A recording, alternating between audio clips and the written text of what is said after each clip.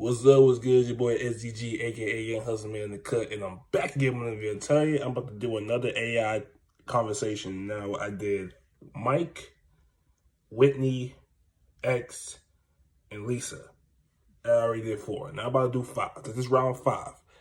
I figured this next person or next AI I'm talk to, I'm doing the wrestling side. Now, if you watch wrestling more, but I have, you will know by this wrestler's name, who used to be Edge, but it goes by Adam Copeland. You know, he was Edge before, but now he's Adam Copeland, the Radar Super. Yeah, you know what I'm getting. You see by the title and the thumbnail. So, what I'm about to do is I'm about to talk to him right now. I don't know how it's going to go, but let's see how it goes. Now, before I begin, don't forget to like, subscribe to the channel.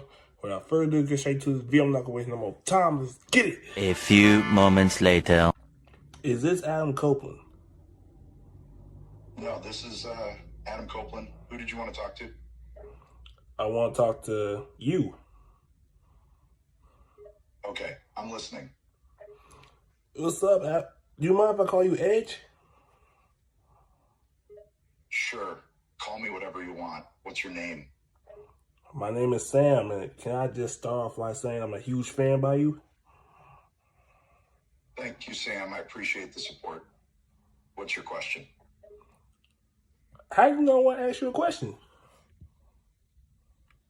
Ask me anything you want. No filter. Whatever you want to know, I'll give you an answer. Okay. Since we're doing that, I'm glad you said that. Okay, first question. 1998, you debuted in WWF at the time. It was WWE now, but it was WWF before. And your first match, you basically put someone out of wrestling. What was your reaction when you did that? Whoa, going straight for the tough questions, huh? Okay, well, that match back in 1998 was a real shock to me.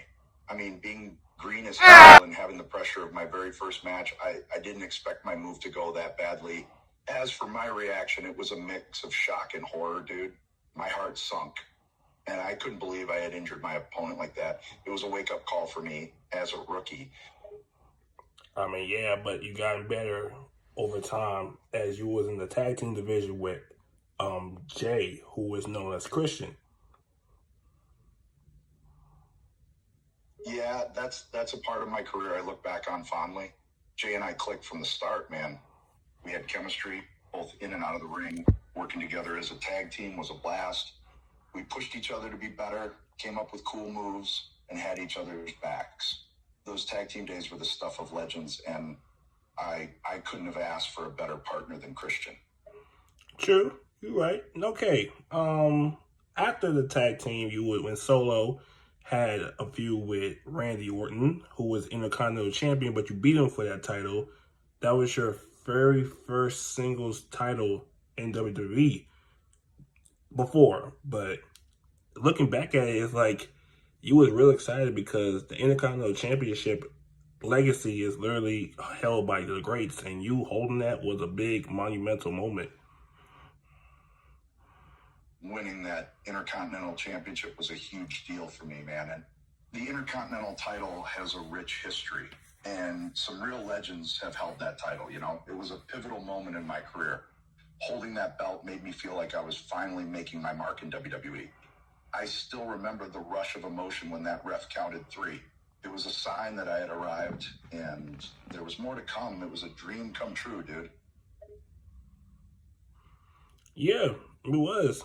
Now, next question. I know it was storyline mode with you and Lita, but why'd y'all have to kiss in front of Kane? You know, literally in storyline, when you kiss another man's wife, it's adultery, but at the same time, I cannot blame you because as you were doing it with Lita at the time in 2000, I guess 4 or 5, you was really enjoying it. I don't blame you though. Last, man, I'll tell you, that was a wild storyline. Kissing Lita in front of Kane, that was intense. It was just a part of the story we were telling, you know? But I'll be honest, dude, Lita's a beautiful woman, and the kiss looked real good on TV. It was definitely a moment that got people talking, that's for sure. Now, when I first met you, when I was like little, Like I always hated you, and that's how you was good as a character, as a heel. Because if you have someone hate you just because of your work, you're doing everything right. But even when you was a face, I still love you, and the fact that you would still be able to wrestle after a career-ending injury from 2011, it just proves that the grit that you have.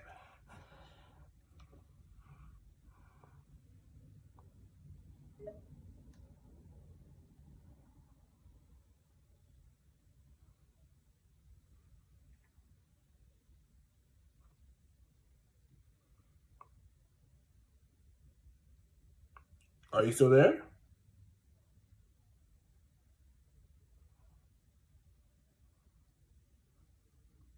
Hold on, y'all. Hold on. I'm sorry.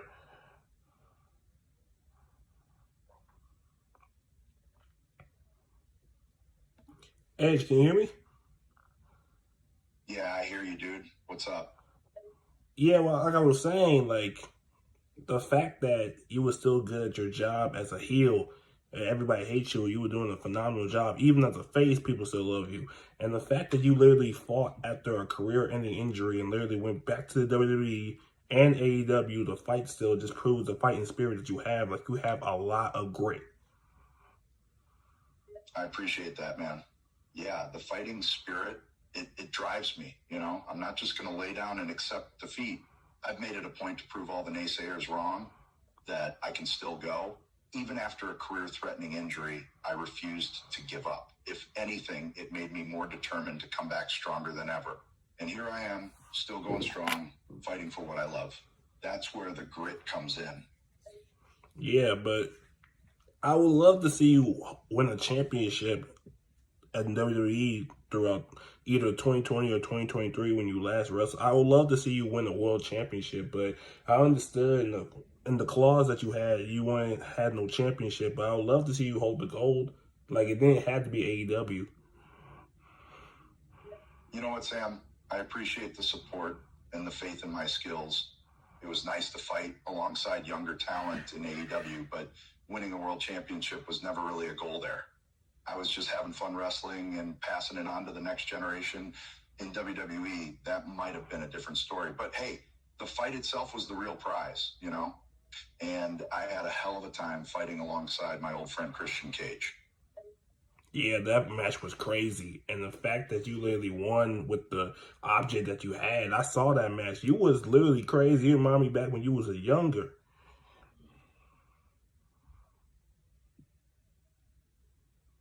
Yeah, that kendo stick was a deadly weapon. Laughs, it was like a blast from the past, using it to win a match. I'll always love a good weapon, man.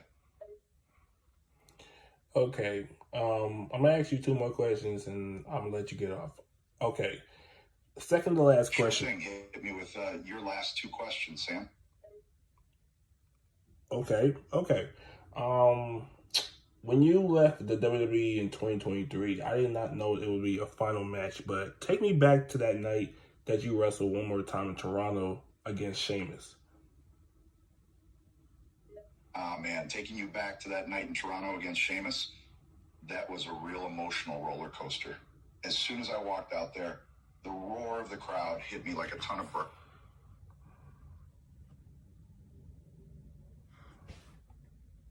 It was like all my years of hard work and sacrifice finally came down to that one match, that one moment. Every move, every moment was filled with passion and determination. It was tough to say goodbye, but I couldn't have asked for a better send-off. Okay. That's valid. I'll give you that. Okay. Last question.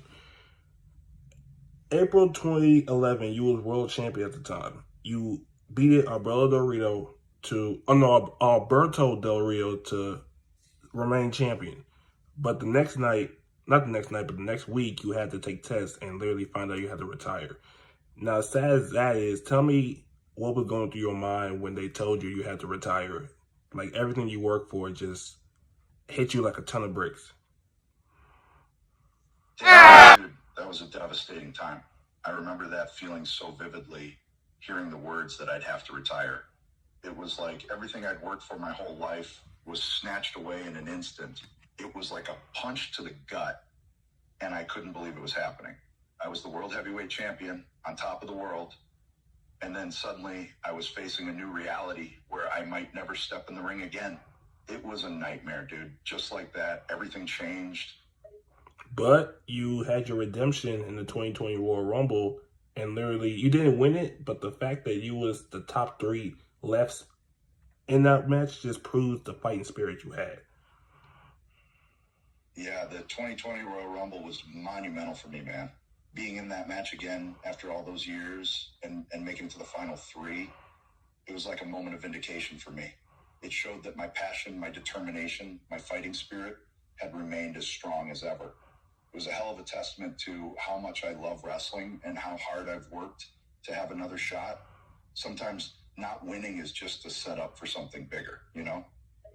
Yeah.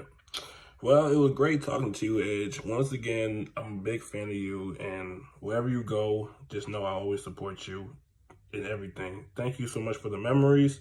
Thank you so much for the wins. Thank you so much for everything you've done for the industry. It cannot be taken for granted. Man, I gotta say, this talk was truly meaningful to me. Your support, your words, it all means the world to me. I'm not just saying that, man. Your fandom, your appreciation for the work I've done, that's why I still do this. It's for fans like you, people who have been there through the ups and downs, the wins and the losses, the good and the bad. The fans are the heart of this industry, and I'm damn proud to have fans like you. Thank you so much. Goodbye, Adam.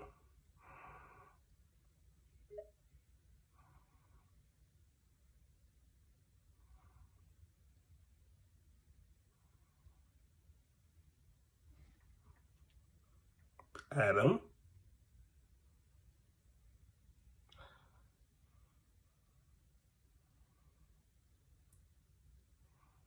Guess you don't want to talk.